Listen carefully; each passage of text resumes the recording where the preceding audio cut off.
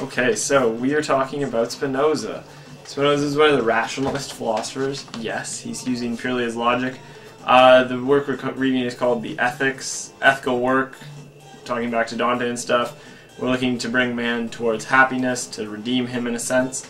The way it sets about is the geometric method, similar name to that of Descartes, except Descartes goes analytically in that he tries to lead you through, I guess, a process to bring you to the same conclusions, whereas Spinoza, in a sense, wants to prove to you something, whereas it can't be debated. You can't deny what he demonstrates unless you deny one of his original definitions, which leads to how his system operates.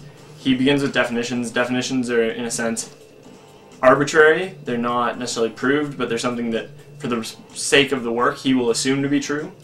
Next, he sets out axioms. Axioms are similar to definitions, except that they're more so accepted as common principles, so they're pretty difficult to disagree with. Propositions are then where he makes his substantive conclusions, and he brings the definitions, axioms, and then earlier propositions together to get his answers. So yes, he's meant to convince. Substance. Let's read the definition of substance. So he defines substance as that which is in itself and is conceived through itself, that is, that the conception of which does not require the conception of another thing from which it is to be formed. So substance has two things for him. It's both ontologically and conceptually independent. That means that it exists in itself and it can be conceived in itself, so you don't have to think of anything else when you're thinking of substance. The next thing he'll move to assert is what an attribute is. An attribute is something which it's very difficult to distinguish from substance, so he'll define by attribute, I mean that which the intellect perceives of substance as constituting its essence. So in reality, it's only conceptually different. Ontologically, it's the exact same thing as substance, but conceptually, it's what the intellect assigns to it. The only two that we are able to recognize are thinking and extension, but they're in fact infinite. The last one would be to look at what a mode is. A mode is any individual thing or event, in particularly form or shape, which reality transiently assumes you, your body, your thoughts, your groups, your species, your planets. So,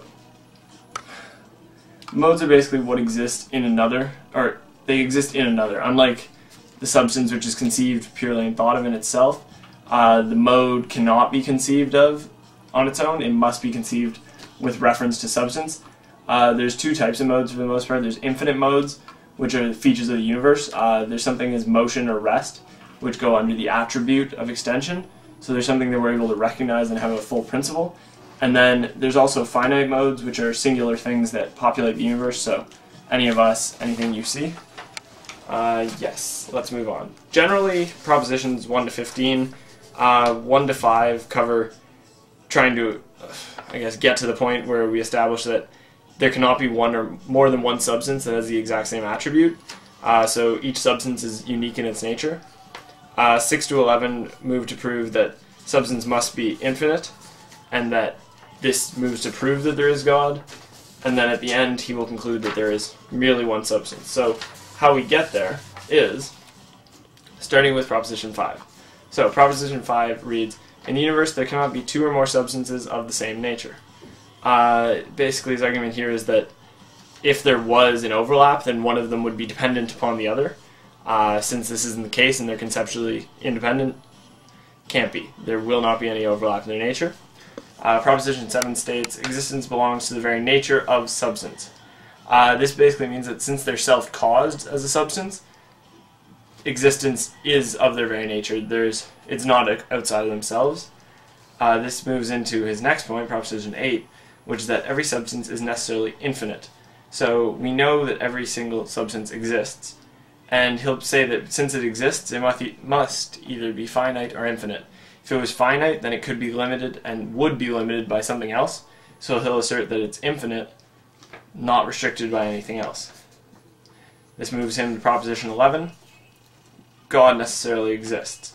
Because we know that he exists and that he's infinite, and based on his definition of God, in fact, it's impossible to conceive of God without conceiving of his existence.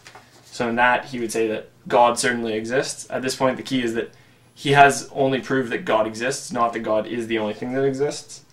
Proposition 14, he'll move to say that, in fact, God is the only thing that exists. He'll say there can be conceived no other substance but God. Basically the claim here is that since God necessarily exists and God is infinite, both in his existence and his attributes, and because those attributes cannot be shared with any other existence, then there can only be one substance. For him, this is God. And then, finally, Proposition 15 moves past substance monism in just the one God, and moves to say whatever is in God, and nothing can be conceived without God. This means more or less that nothing is separate from God. Everything is conceived within, and this references all the modes and stuff, such that like there's nothing that can be conceived other than substance without conceiving substance.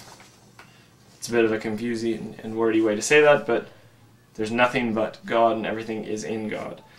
So I guess two key points to take from this is that he's moving towards rejection of pluralism. Descartes, everyone is present, he says there's one substance only. And then the second thing would be theism. He's going much against religion, which gets him excommunicated and such, but he's going against religion that God is not this external creator which creates something else. God is everything and is in everything. And that's Spinoza.